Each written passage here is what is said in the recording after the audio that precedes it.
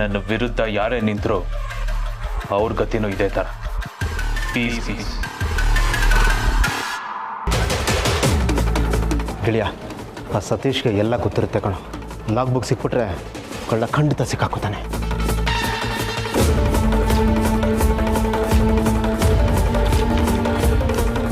ಸತೀಶ್, ನಾನು ಹೋಗಿ main hard ಡಿಸ್ಕಲ್ಲಿ ಇನ್ನೇನಾದರೂ ಎವಿಡೆನ್ಸ್ ಇದೆಯಾ ಅಂತ ಚೆಕ್ ಮಾಡ್ಕೊಂಡು ಬರ್ತೀನಿ.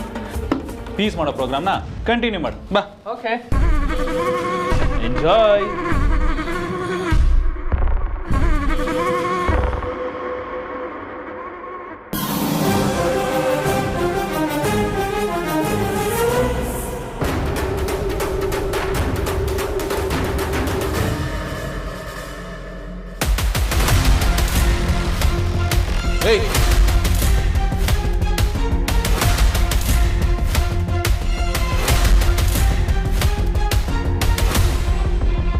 ಲಾಗ್ ಬುಕ್ ತಗೊಂಬಂದಿಲ್ಲ, ಎಲ್ಲೋದು?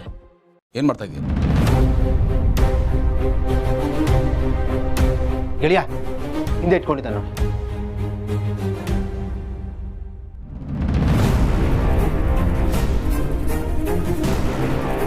ಅನಂತ್, ಈ ಫ್ರಾಡ್ ಹಿಂದೆ ಇರೋ ಮಾಸ್ಟರ್ ಮೈಂಡ್ ನೀನೇನಾ?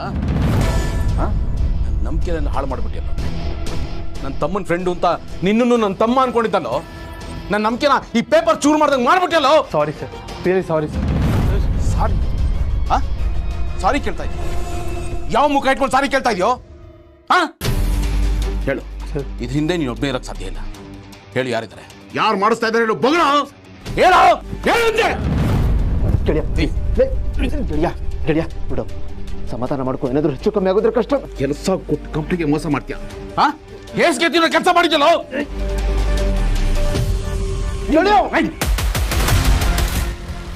ಬಿಗ್ ಬ್ರೋ, ಬಿಗ್ ಬ್ರೋ, ಏನಾಯ್ತು? ಫ್ರಾಡ್ಗೆಲ್ಲ ಇವನೇ ಕಾರಣ. ಲಾಗ್ ಬುಕ್ ಅಲ್ಲಿರೋ ಎಲ್ಲ ಪೇಪರ್ಸ್ ಚೂರು ಮಾಡ್ತಾ ಇದ್ದಾರೆ.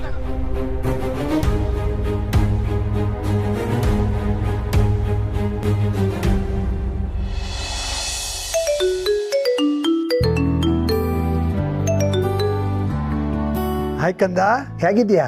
ಇದ್ದೀನಪ್ಪ, ನೀವ್ ಹೇಗಿದ್ದೀರಾ? ಏನಾಯ್ತು ಕಂದ? ಮಾತು ಯಾಕೆ ಒಂಥರ ಇದೆ?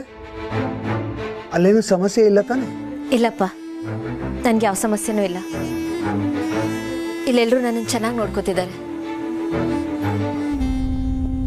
ಯಾರು ಹೇಗೆ ನೋಡ್ಕೊಂಡ್ರು ನೀವ್ ನೋಡ್ಕೊಂಡು ಹಾಗಿರಲ್ವಲ್ಲಪ್ಪ.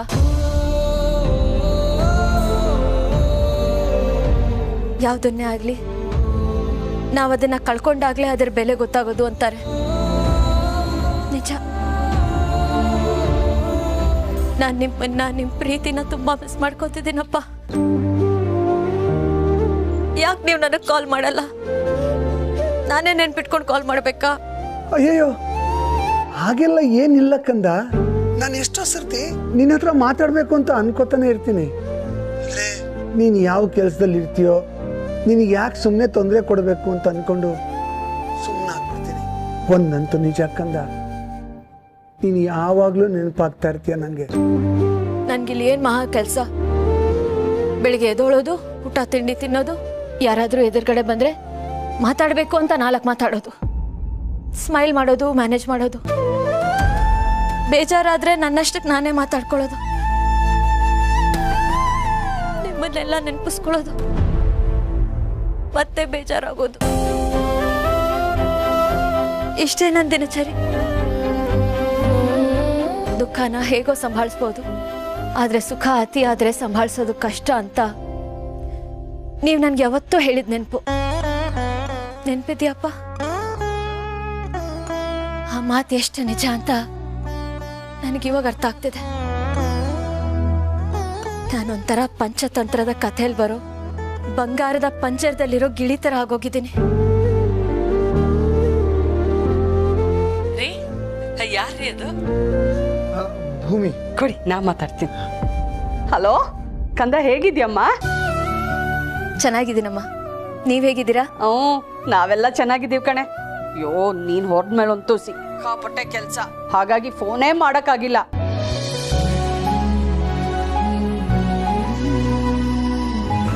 ನನ್ಗೆ ಅರ್ಥ ಆಗುತ್ತಮ್ಮ. ನೀವೆಲ್ಲರೂ ಆರಾಮಾಗಿದ್ದೀರಾ ತಾನೆ? ಓ ನಮ್ಗೇನಾಗಿದೆ ಕಂದ, ಎಲ್ಲರೂ ಸೂಪರ್ ಆಗಿದ್ದೀವಿ. ಸರಿ, ಅಪ್ಪಗೊಂದ್ಸರಿ ಫೋನ್ ಕೊಡು.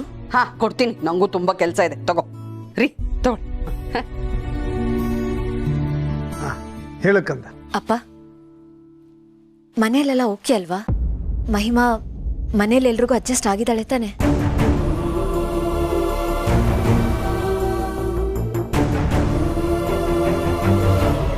ಹಾಂ, ನಾನು ಆಮೇಲೆ ಕಾಲ್ ಮಾಡ್ತೀನಿ.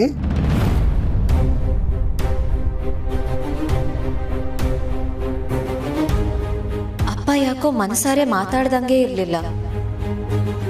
ಮಹಿಮಾ ಮತ್ತೆ ಏನಾದರೂ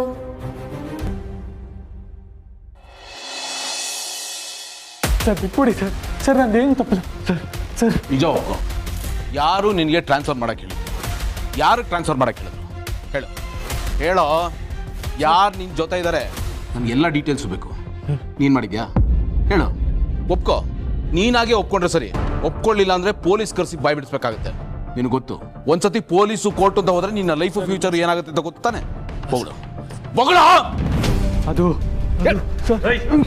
ಎಂತ ಕೆಲಸ ಮಾಡ್ಬಿಟ್ಯೋ? ಹಾ, ಎಂತ ಕೆಲಸ ಮಾಡ್ಬಿಟ್ಯೋ? ಚೈಲ್ಡ್ಹುಡ್ ಫ್ರೆಂಡು ಅಂತ ಪರ್ಮನೆಂಟ್ ಆಡೋ ಥರ ನಿನ್ನ ಇಲ್ಲಿ ಇಟ್ಕೊಂಡಿದ್ನಲ್ಲೋ, ಕೆಲಸ ಕೊಟ್ಟ ಕಂಪ್ನಿಗೆ ದ್ರೋಹ ಮಾಡ್ದಲ್ಲೋ. ಯಾಕೋ ನಮ್ಮ ಕರಾಮ್ ಜೈ ಬಾಯ್ ಯಾರೋ ಜೈ? ಹಾ, ಫ್ರೆಂಡಾ ನೀನು? ಫ್ರೆಂಡ್ ಅಂತ ಹೇಳ್ಕೊಳಕ್ಕೆ ನಾಚಿಕೆ ಆಗುತ್ತೆ ನಿನ್ನ. ಯಾಕೋ ಹಿಂಗೆ ಮಾಡ್ದೆ? ನಿನ್ನ ಜೊತೆಗೆ ನನ್ನ ಹೆಸರನ್ನು ಸೇರಿಸ್ಕೊಂಡು ತಲೆ ಎತ್ಕೊಂಡು ತಿರುಗ್ದಾಗ ಮಾಡ್ಬಿಟ್ಟಿಯಲ್ಲೋ. ಫ್ರೆಂಡು ಅಂತ ಸೇರಿಸ್ಕೊಂಡಿದ್ದಕ್ಕೆ ಇದೇನ ನೀನು ನನಗೆ ಕೊಡೋ ಗಿಫ್ಟು? ಮಾತಾಡ್ಬೇಡ ಕಣೋ ನೀನು, ಮಾತಾಡ್ಬೇಡ ನೀನು, ಮಾತಾಡ್ಬೇಡ ನೀನು, ಮಾತಾಡ್ಬೇಡ. ಹೊಡಿಬೇಡ ಸುಮ್ಮನೆ. ಇದು ಹಿಂದೆ ಯಾರಿದ್ದಾರೆ ತಿಳ್ಕೊಳ್ಳ ಇರೋ ಹೇಳಿ. ಬೇಡ ಬ್ರೋ, ಇನ್ಯಾರು ಇವನೇ ರೆಡ್ಡಾಡಿ ಸಿಗಾಕೊಂಡಲ್ಲ.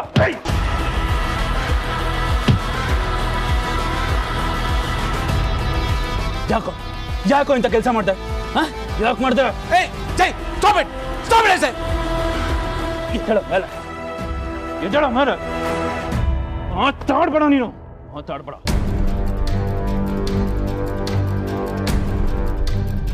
ಏಯ್, ಇವತ್ತೇ ಲಾಸ್ಟ್. ಇನ್ನು ಮುಂದೆ ನನ್ನ ಕಣ್ಣೆದುರುಗಡೆ ಕಾಣಿಸ್ಕೋಕೂಡ್ದು. ಕಾಣಿಸ್ಕೊಂಡ್ರೆ ಅಷ್ಟೇ ತೊಳಗ ಈಚೆಗೆ.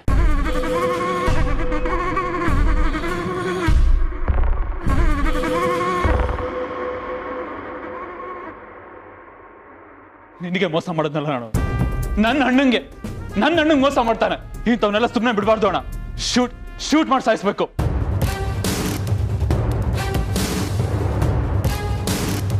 ಸಂಕಟ ಆಗ್ತಿದೆ ಬ್ರೋ, ತುಂಬಾನೇ ಸಂಕಟ ಆಗ್ತಿದೆ. ನನ್ನ ಫ್ರೆಂಡ್ಸ್ ಎಲ್ಲ ಹೇಳಿದ್ರು, ಅವನು ಸರಿ ಇಲ್ಲ ಕಣೋ, ಬೇಡ ಅವ್ನಿಗೆ ಸಪೋರ್ಟ್ ಮಾಡಬೇಡ ಅಂತ. ಬಟ್ ನಾನು ಚೈಲ್ಡ್ಹುಡ್ ಫ್ರೆಂಡು, ಕೆಲಸ ಇಲ್ಲದೆ ಖಾಲಿ ಕೂತಿದ್ದೀನಲ್ಲ ಅಂತ ಕರ್ಕೊಂಬಂದು ಕಂಪ್ನಿಲಿ ಕೆಲಸ ಕೊಟ್ಟೆ. ಆದ್ರೆ ಇವನು ಬೆನ್ನಿಗೆ ಚೂರಿ ಆಗೋ ಕೆಲಸ ಮಾಡ್ಬಿಟ್ಟ. ಒಂದ್ ರೀತಿ ನೋಡಕ್ ಹೋದ್ರೆ ಇಷ್ಟಕ್ಕೆಲ್ಲ ನಾನು ಕಾರಣನೇ. I am really sorry bro. ಅಣ್ಣ ಪ್ಲೀಸ್ ನನ್ನ ಕ್ಷಮಿಸ್ಬಿಡು ಅಣ್ಣ. ಏನ್ ಮಾಡ್ತಾ ಇದೀಯ? ಇದಲ್ಲ, ರಿಲ್ಯಾಕ್ಸ್.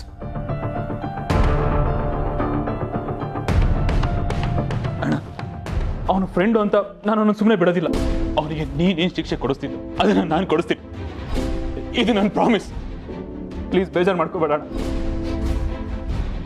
ಸಾರಿ ಬಿಗ್ ಬ್ರದರ್, ರಿಯಲಿ ಸಾರಿ. ಇನ್ನೇನು ತಪ್ಪಿಲ್ಲ ಅಲ್ವಾ? Cool, it's okay.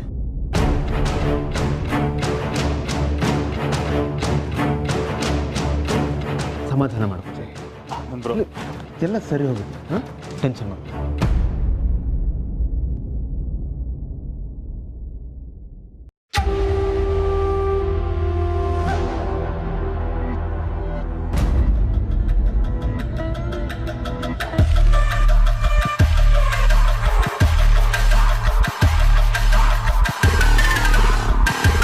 ಕೊನೆಗೂ ಸೇವ್ ಮಾಡ್ಬಿಡಿಯಲ್ಲ ದೇವ್ರೆ. Thank you sir.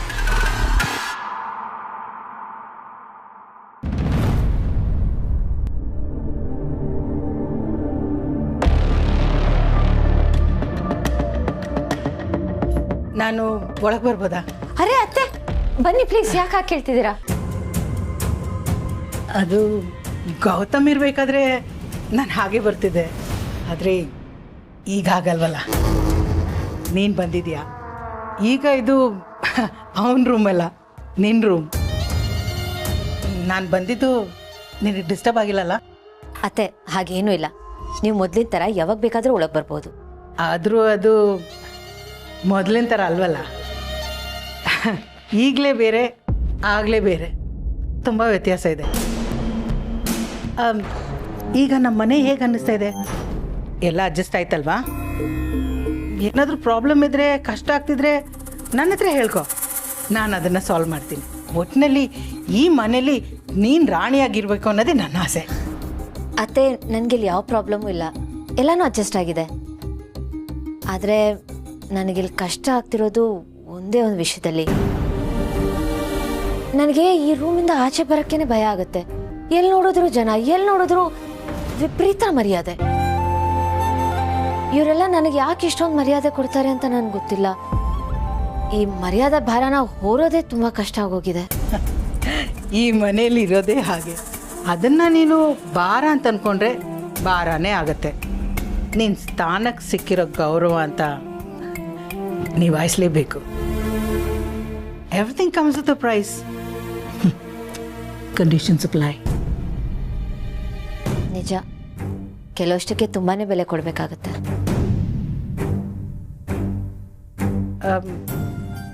ಹೌದು, ನಮ್ಮ ಗೌತಮ್ ನಿನ್ನ ಜೊತೆ ಹೇಗಿದ್ದಾನೆ? ಅವನು ಸ್ವಲ್ಪ ಹೊರಟ. ಐ ಮೀನ್, ಈ ನಯ ನಾಜುಕಲ್ಲ ಅವನಿಗೆ ಬರಲ್ಲ. 25 crores ಮಿಸ್ಪ್ಲೇಸ್ ಆಗಿದೆ. ಇಂಥ ಟೈಮಲ್ಲಿ ನಾನು ನೆಮ್ಮದಿಯಾಗಿ ಊಟ ಮಾಡ್ತಾ ಕೂತಿರಲ್ಲ. ನಿನ್ನ ಜೊತೆ ಸಾಫ್ಟಾಗಿ ಮಾತಾಡ್ತಾನಲ್ವಾ? ಏನೂ ಪ್ರಾಬ್ಲಮ್ ಇಲ್ಲ ತಾನೆ?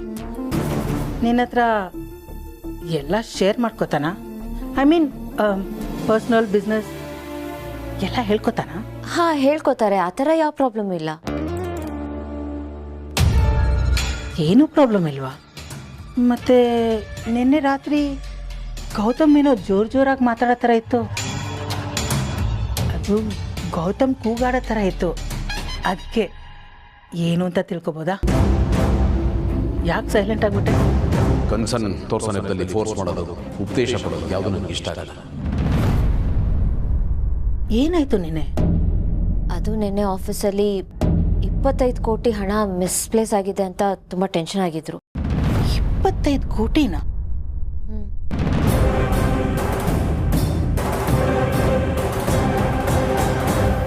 ಇಷ್ಟು ದೊಡ್ಡ ಅಮೌಂಟ್ ಮಿಸ್ಪ್ಲೇಸ್ ಆಗಿರೋದು ನನಗೆ ಗೊತ್ತಿಲ್ವಲ್ಲ.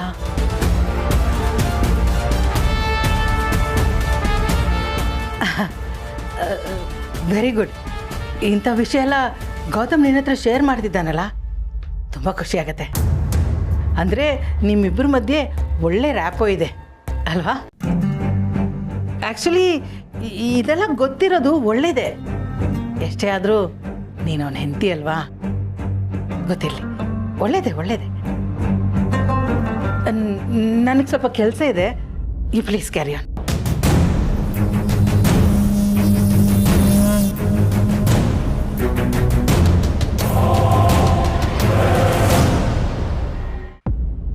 Hello, hi sister. ಎಲ್ಲಿದ್ಯಾ, ಯಾವಾಗ ಬರ್ತೀಯಾ ಅಂತ ಕೇಳೋದಕ್ಕೆ ನಾನು ಫೋನ್ ಮಾಡಿದ್ದು. ನನ್ನ ಬಗ್ಗೆ ನಂಗೆ ಎಷ್ಟು ಕೇರ್ ಅಲ್ವಾ ಸಿಸ್ಟರೇ, ಸಿಸ್ಟರ್. ಅದಕ್ಕೆಲ್ಲ ನಾನು ಯಾಕೆ ಕಾಲ್ ಮಾಡಲಿ? ನಾನು ಕಾಲ್ ಮಾಡಿದ ರೀಸನ್ನೇ ಬೇರೆ ಇದೆ. ಏನಕ್ಕೆ ಸಿಸ್ಟರ್? ಆಫೀಸ್ನಲ್ಲಿ ಏನೋ ಪ್ರಾಬ್ಲಮ್ ಆಗಿದೆ ಅಂತೆ. ಅದ್ರ ಬಗ್ಗೆ ನಿನಗೇನಾದ್ರೂ ಗೊತ್ತಾ? ಏನು ಪ್ರಾಬ್ಲಮ್ ಸಿಸ್ಟರ್? ಆಫೀಸ್ನಲ್ಲಿ 25 ಕೋಟಿ ಮಿಸ್ ಆಗಿದೆಯಂತೆ. 25 ಕೋಟಿನ? ಯಾರ್ದೋ ಫೋನು?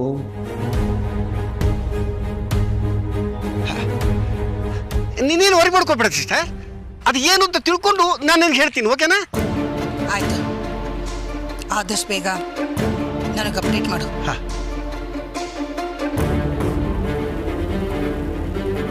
ನನಗನ್ಸುತ್ತೆ ಜಯದೇವೇ ಮಾಡಿ ಸಿಕ್ಕಾಕೊಂಡಿರೋದು ಅಂತ. ಅವನು ಆಡೋದು ನೋಡಿದ್ರೆ ನನಗೆ ಆವಾಗಲೇ ಡೌಟ್ ಬರಬೇಕಾಗಿತ್ತು. ಅಯ್ಯೋ ದೇವ್ರೆ, ಆ ಡೌಟ್ ನಿಜ ಆಗ್ಬಿಟ್ರೆ ಜಯದೇವನ್ ಹೆಂಗಪ್ಪ ಕಾಪಾಡೋದು ಇದರಿಂದ? ದೇವ್ರೆ,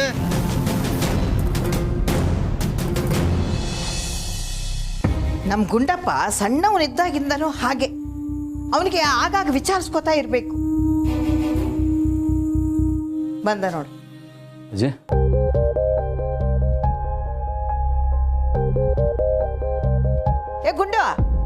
ಬಾಯ್ಲೆ. ಅಲ್ಲ ಕಣೋ, ನಿನ್ನ ಮುಖದಲ್ಲಿ ಹೊಸದಾಗಿ ಮದುವೆ ಆಗಿರೋ ಒಂದು ಸುಳಿವನು ಕಾಣ್ತಾ ಇಲ್ವಲ್ಲ? 2 ದಿನ ಹಬ್ಬ ಅಂತ ನಾವೇ ಕೂಡಾಕಿದ್ವಿ ಅಷ್ಟೇ. ಆಮೇಲೆ ಫಾರಿನ್ ಅಂತ ಹೋದೆ ಬಂದೆ. ಈಗ ನಿನಗೂ ನಿನ್ನ ಹೆಂಡತಿಗೂ ಸಂಬಂಧನೇ ಇಲ್ಲ ಅನ್ನೋ ರೀತಿ ಹೋಗ್ತಾ ಇದೆಯಲ್ಲ.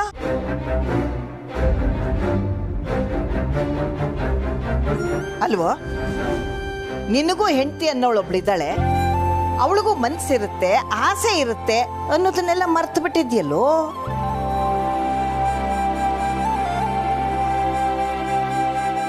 ಈ ಪುರುಷಾರ್ಥಕ್ಕೆ ಮದುವೆ ಯಾಕೆ ಆಗ್ಬೇಕಾಗಿತ್ತು? ಈಗ್ಲಾದ್ರೂ ಉಂಡಾಡಿ ಗುಂಡನ್ ತರ ಇರೋದು ಬಿಟ್ಟು ಸ್ವಲ್ಪ ಇವಳ ಬಗ್ಗೆನೂ ವಿಚಾರ ಮಾಡು. ಈ ಜೀವ ನಿನಗಾಗಿ ಕಾಯ್ತಾ ಇರುತ್ತಲ್ವೇನೋ. ನನಗೂ ಇದೆಲ್ಲ ಗೊತ್ತಾಗುತ್ತೆ ಅಜ್ಜಿ, ಅರ್ಥ ಆಗುತ್ತೆ. ನೋಡು ಗುಂಡು, ಹೆಣ್ಣಿನ ವಿಷಯದಲ್ಲಿ ಎಷ್ಟೇ ಅರ್ಥ ಮಾಡ್ಕೊಂಡ್ರು ಕಡಿಮೆನೆ. ನೀನ್ ಅವಳಿಗೆ ಹೆಚ್ಚೆಚ್ಚು ಸಮಯ ಕೊಟ್ರೇನೆ ಅವಳು ನಿನ್ಗೆ ಅರ್ಥ ಆಗೋದು. ಅರ್ಥ ಆಯ್ತಾ? ಸರಿ ಅಜ್ಜಿ. ಸರಿ. ಅಮೇರಿಕದಿಂದ ಬರುವಾಗ ನಿನ್ನ ಹೆಂಡತಿಗೆ ಏನೋ ದೊಡ್ಡ ಗಿಫ್ಟ್ ತರ್ತೀನಿ ಅಂದಿದ್ಯಂತೆ. ಏನೋ ಅದು ನನಗೂ ತೋರ್ಸೋ, ನನಗೂ ನೋಡ್ಬೇಕಂತ ಆಸೆ ಇರಲ್ವಾ?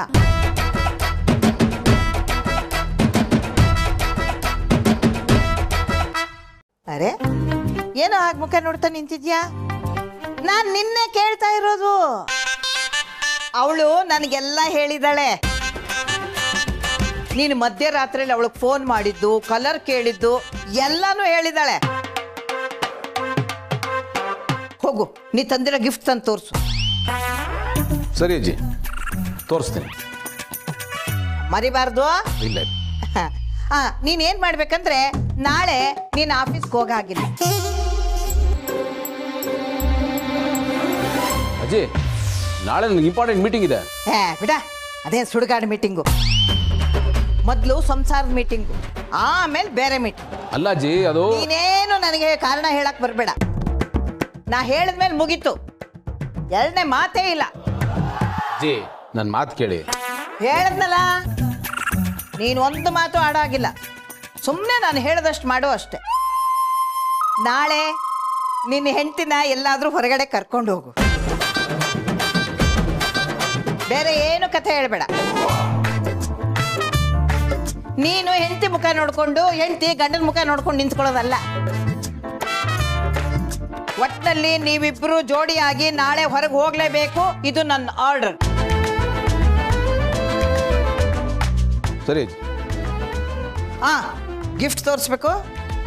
ಸರಿ.